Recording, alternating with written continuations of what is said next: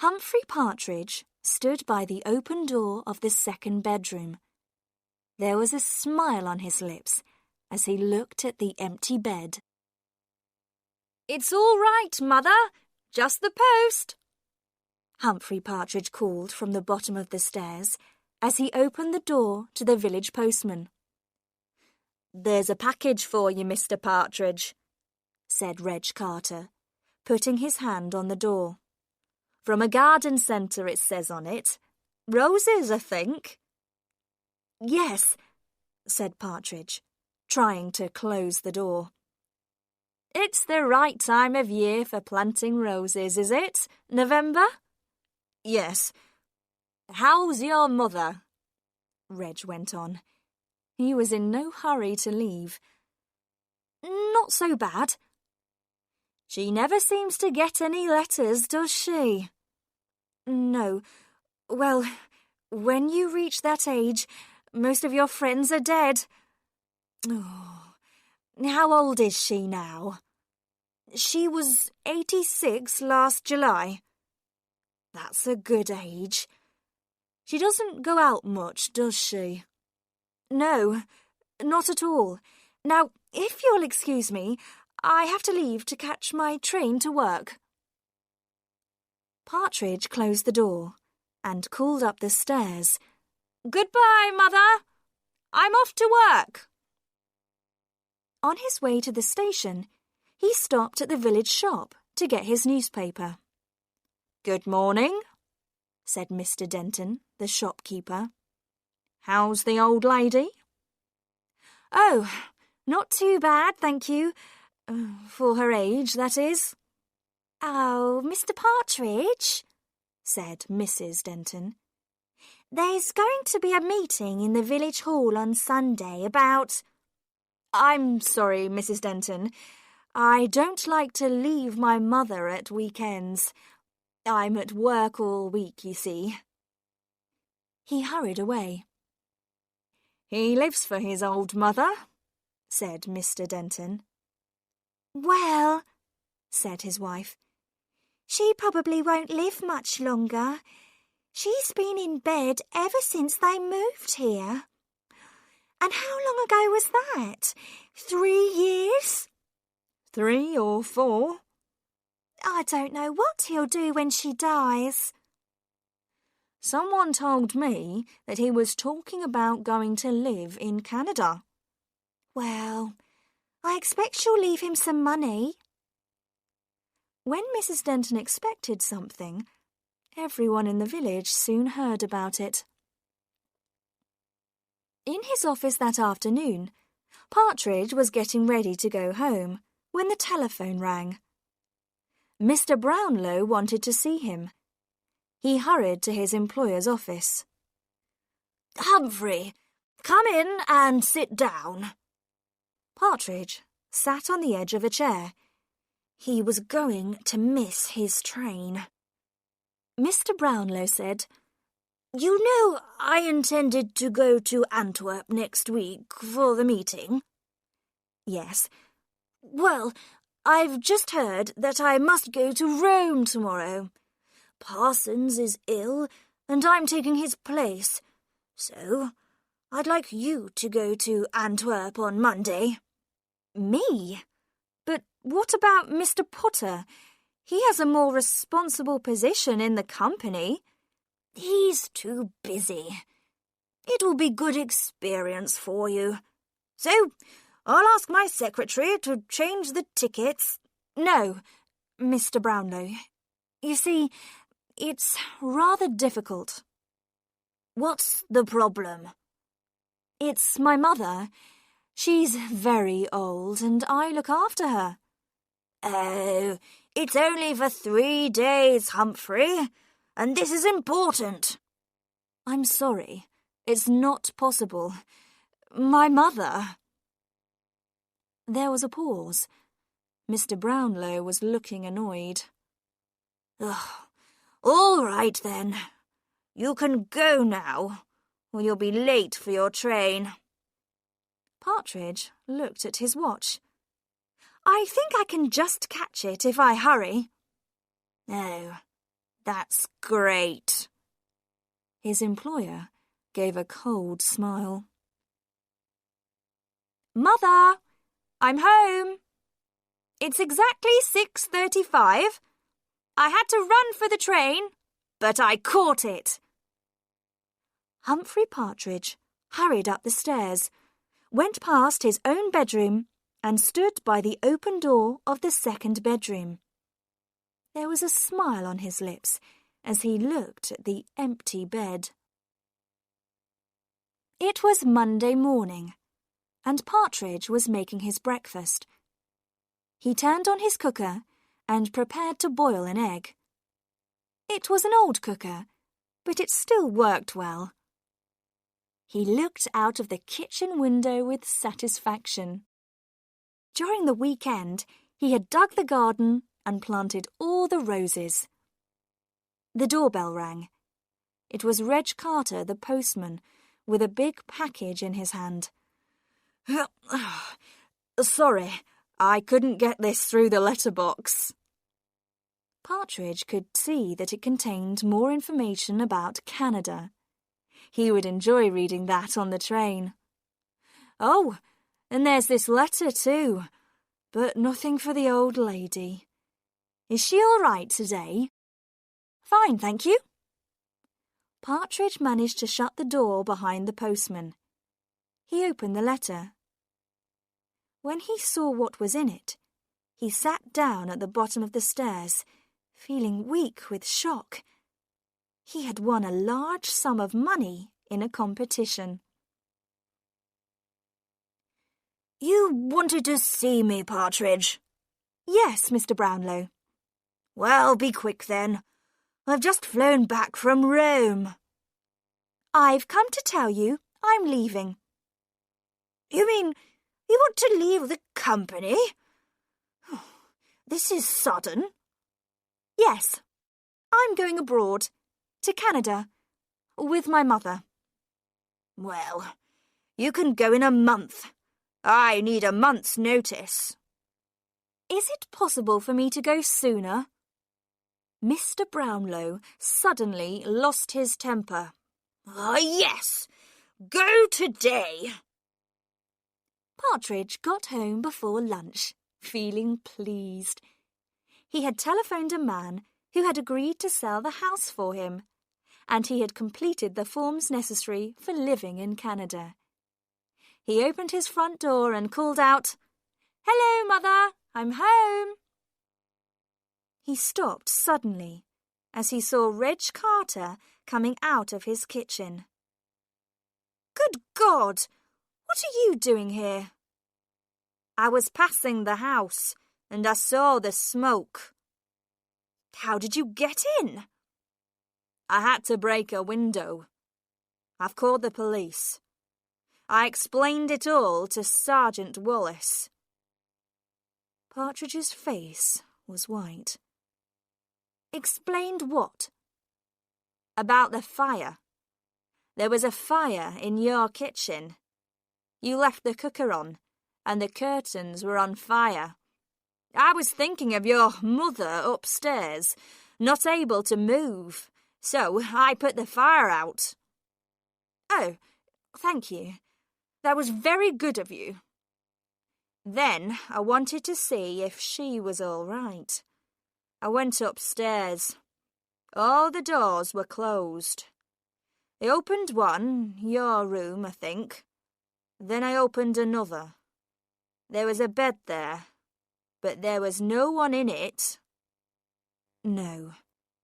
There was no one anywhere. The house was empty. Yes.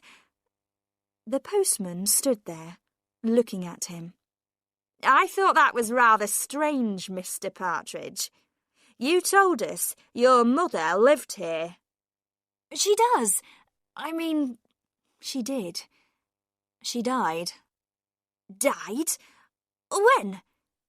You said this morning when I asked. She died 2 days ago. His face was red now. I'm sorry. I can't think straight. It's the shock, you know. I see. Reg Carter said quietly. Well, I must go now. It was about a week after the fire. Of course, Reg Carter had talked to Mr. and Mrs. Denton, and they had talked to almost everyone who came into the shop. Sergeant Wallace, the village policeman, had heard a lot of strange stories about Humphrey Partridge, so now he had decided to go and talk to him himself. Partridge opened the door slowly, and the sergeant went straight into the sitting room. It was full of boxes. You're packing your books, I see, Mr. Partridge. When are you going to Canada? In about a month. And you're going to buy a house there, I hear. Yes. You're going alone. Your mother's not with you now. No, she died. Yes, that's what I want to discuss. As you know, this is a small place, and most people take an interest in other people's business. I've been hearing some strange things about you. People are saying you killed your mother to get her money. That's stupid. It's not true. Perhaps. Let me ask you a few questions. First, when did your mother die? 10 days ago. The 11th. Are you sure? The 11th was the day you had the fire. Sorry. 2 days before that. It was such a shock. Of course. And so the funeral was on the 10th? Sometime about then, yes. It's strange that none of the local funeral directors know anything about it. I use someone from town. I see. And was it a doctor from town who signed the document saying that she was dead? Yes. Do you perhaps have a copy of the document? Partridge looked unhappy. You know, I don't. I'm afraid, the sergeant said, that suggests there may be something unusual about your mother's death. Now, if a crime has taken place... No crime has taken place, Partridge cried. I haven't got a mother. I never saw my mother. She left me when I was 6 months old, and I grew up in a children's home. Then who was living upstairs? Nobody. I live alone. I always have lived alone. I hate people. People are always asking you questions. They want to come into your house, take you out for drinks. I can't stand it. I just want to be alone. Sergeant Wallace tried to stop him, but now Partridge couldn't stop. But people don't allow you to be alone. You have to have a reason. So, I invented my mother. I couldn't do things.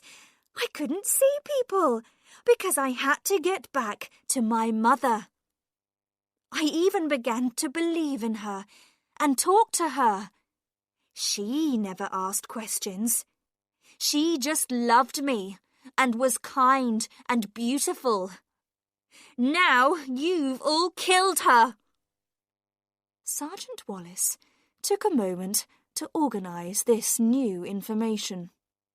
So, you're telling me there never was any mother.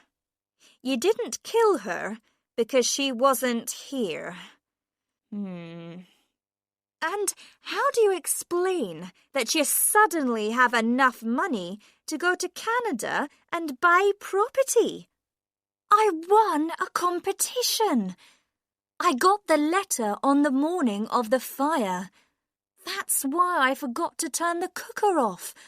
I was so excited. I see. Sergeant Wallace got up and moved across to the window. You've been digging the garden, I notice. Yes, I put those roses in. You plant roses when you're going away? A few days later, there was exciting news in the village. Partridge had been put in prison, and the police had dug up his garden and taken up part of the floor in his house, but they hadn't found a body. Then the news came that he had been freed. It seemed that his strange story to Sergeant Wallace was true. There had been no one else living in the house. He had won a large amount of money. And Partridge's mother was living in Liverpool and had been in trouble with the police on several occasions. Partridge came back to his house and continued preparing for his move to Canada. 2 days before he was going to leave, in the early evening, someone rang his doorbell.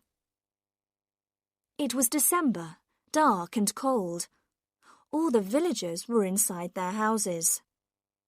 He did not recognize the woman standing on the doorstep. She was dressed in the clothes of a young woman, but her face was old. "Hello, Humphrey," she said. "Who are you?" He held the door, ready to close it. The woman laughed. "No, I don't expect you to recognize me. You were very young when we last met." "You're not?" "Yes, I am.